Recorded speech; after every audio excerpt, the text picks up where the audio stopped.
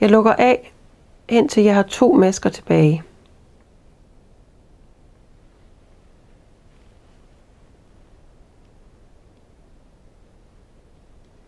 Så nu har jeg 2 masker på pinden. Så tager jeg lige og sætter den sidste maske over på højre pind. Så med venstre pind, så samler jeg masken op bag ind. Den der er en række længere nede end der hvor masken sidder. Og så sætter jeg masken tilbage.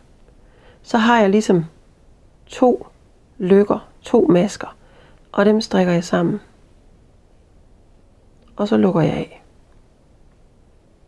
Trækker tråden igennem. På den måde får jeg ligesom undgået at have en meget løs maske i siden ved min aflukning. Den der dudelut, eller hvad man nu skal kalde den.